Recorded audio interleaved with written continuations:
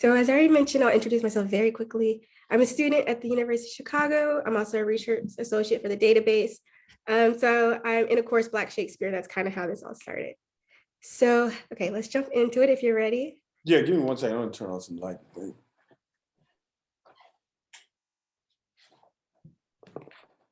No, give me one second. I'm gonna change my location a little bit. Okay.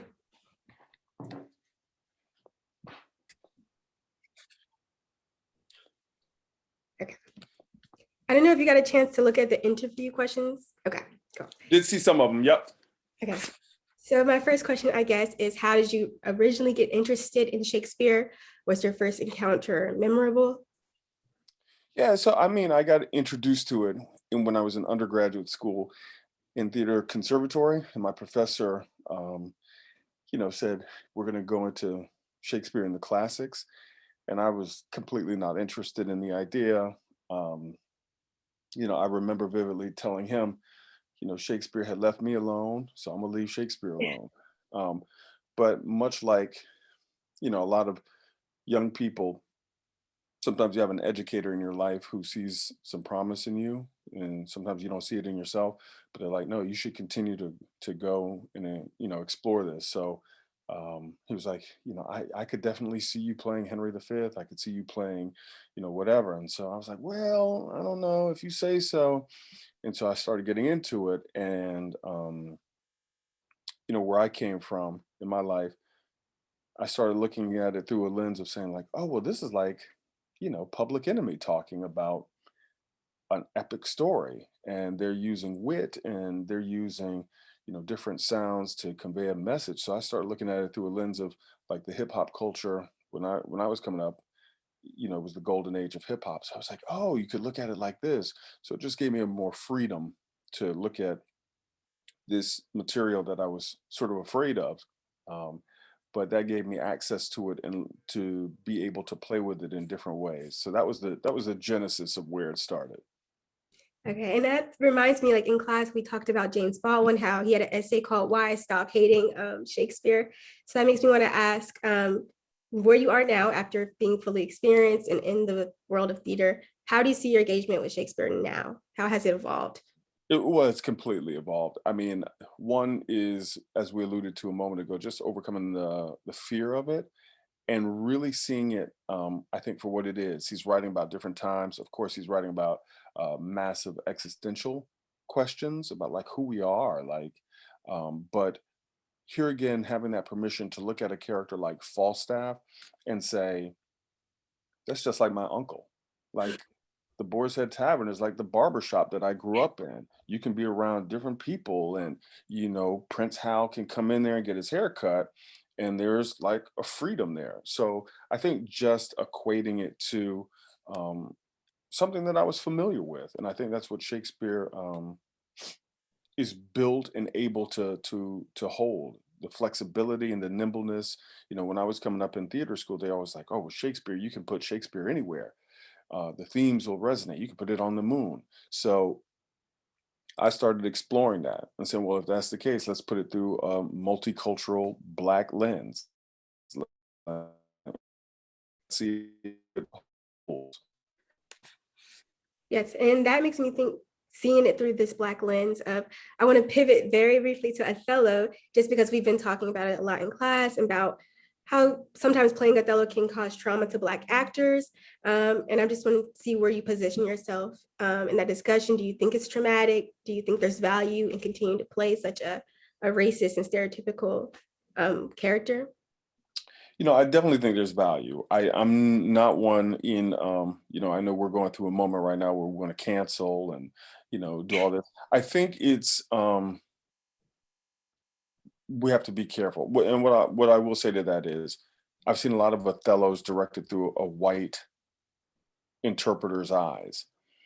And I think there's something there if you are a person of color and you're directing Othello to really mine what themes that you want to resonate, and it can take the focus off of Iago because quite frankly, a lot of times you see it, and the Iago is the one that everyone is so interested in.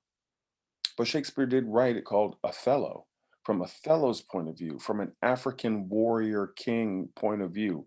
And sometimes I think that can get lost. But yeah, there are things that, especially in this moment in time, that perhaps don't age well, misogyny and um, you know, this thing of putting, Desdemona at the top of the beauty chain, whatever that means to us. But I'm much more interested in perhaps doing a version where Iago and Othello are black, because then that takes race out of the conversation.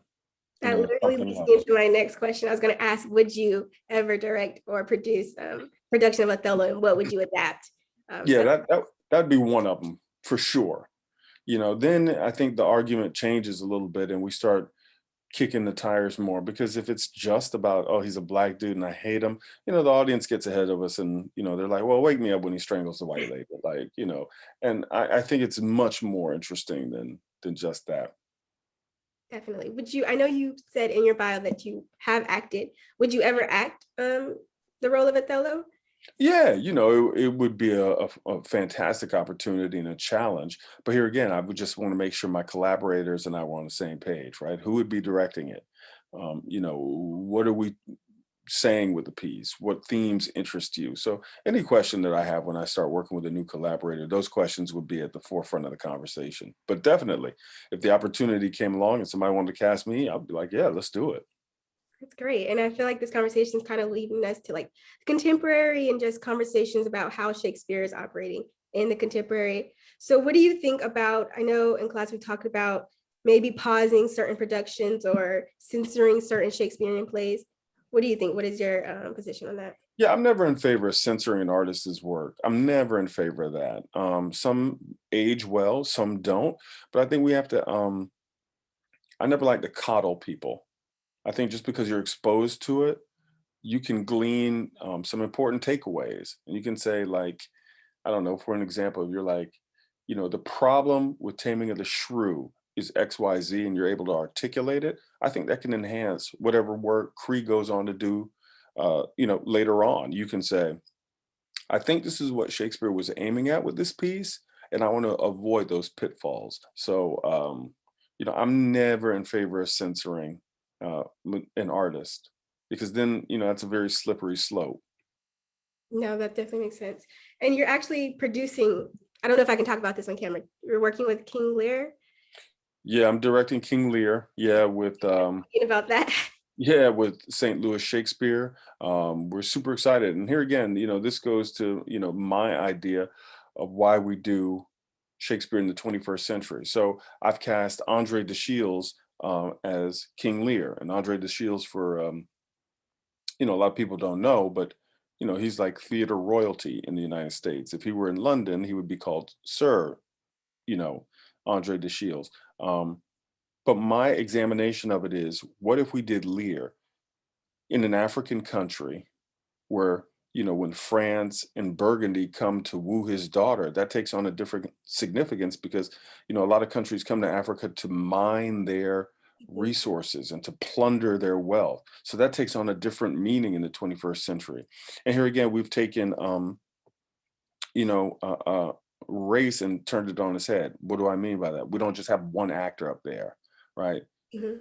We have the lead actor, because a lot of times when you see a Shakespeare show with people of color in it, they can be the Laertes, but they're not the Hamlet. They may be the Juliet, but then there's also the Romeo who's, something different. So I'm not interested in that type of conversation or that type of interrogation of the work. I'm talking hopefully getting a group of really smart people and creating a dramaturgy that is our own. Like, we say what it is. The audience might say, "Oh, they're doing King Lear in Wakanda." That's cool if that's what you take away from it, and I'm open to that. But then I think that starts a different conversation. So do you see, have there been any challenges thus far with this imagining, or any that you foresee like challenging you with this production? No, here again, I think Lear is one of the toughest plays you can do. You know, Hamlet definitely ranks up there. So those are challenges that you're gonna encounter in any production. What makes Lear so mad? Is it just the pettiness that he didn't feel love from his daughters. But I think when you get into a room with really talented actors, as I'm fortunate to do, you start drilling down on these questions, and then you really have to think, and you really have to put some careful thought into the type of Lear you're crafting and you want to share with the community. Definitely. So this is making me think of, I'm not sure if you're familiar with Keith Hamilton Cobb's American War, probably, but we talked about it in class, of course, and we had the chance to interview him, or Professor NDA.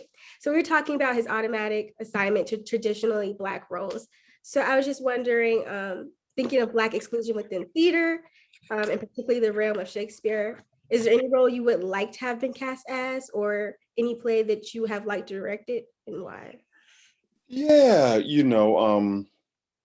American More, I had the great privilege of seeing 2 or 3 times, and Keith's a great actor and a writer, and I think he brings a great point of view to Othello. Right, we were talking about that earlier, but like it would be great to do Othello, whatever a traditional Othello is, and have that in response and do them in rep, Mhm. so an audience could really be like, yeah, what is happening here.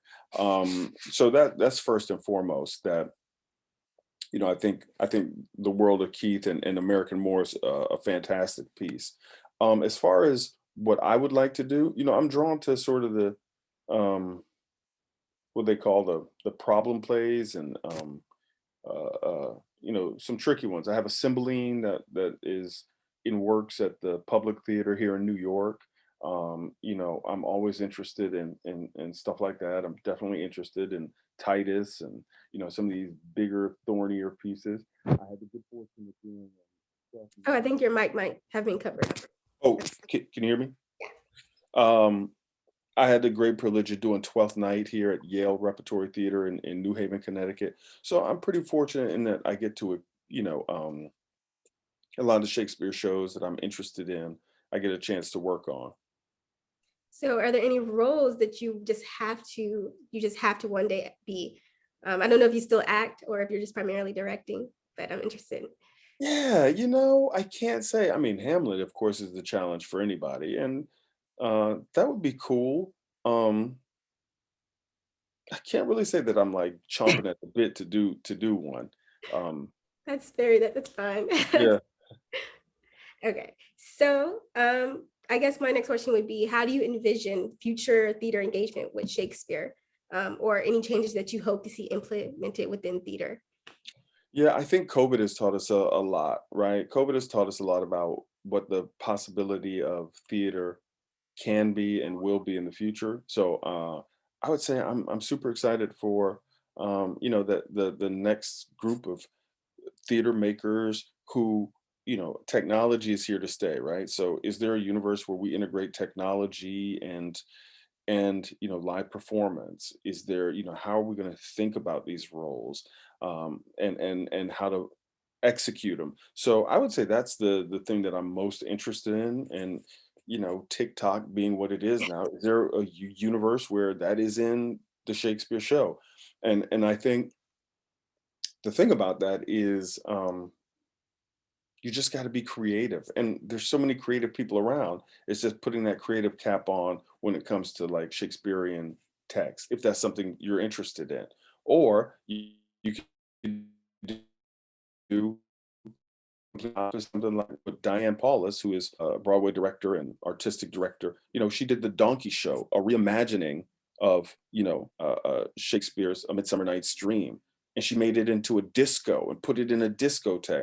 And I mean, that's like super creative and super like how you're thinking about something.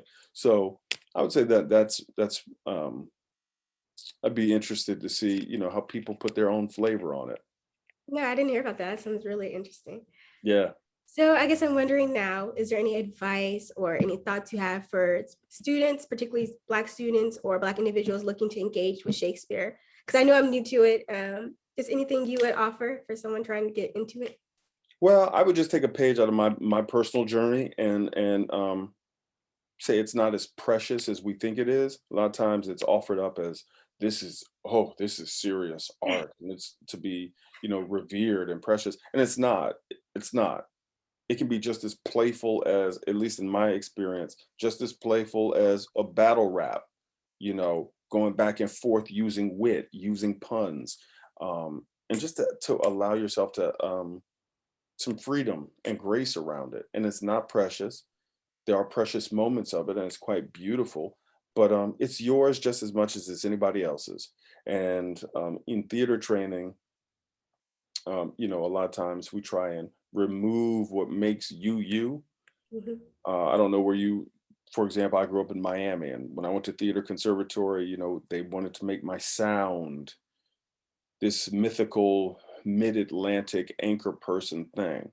But when we come to find out, and when one really does the research, they say that the Shakespearean actors, they sounded twangy like the Appalachians in, the Carolina regions. So you're like, oh, so, there is the Laurence Olivier, Kenneth Branagh way, but also there's like a way my uncle would say Falstaff and do Falstaff and put a little, diphthongs on it and do all this and have fun with the instrument. So that is what I would suggest to anybody who's thinking about engaging with it. It's yours just as much as it's anybody else's, and have fun. Do you?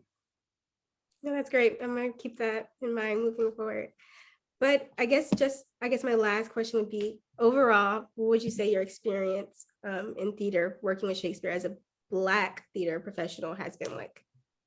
It's opened up a tremendous amount of doors that I might not have had the opportunity to. My work with Shakespeare informs how I work with new plays. It informs how look at texts as a director. It's given me some experiences I will never, never forget, and I cherish them.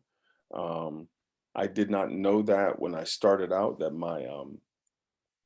we talked about it earlier, but my first allergic reaction to Shakespeare.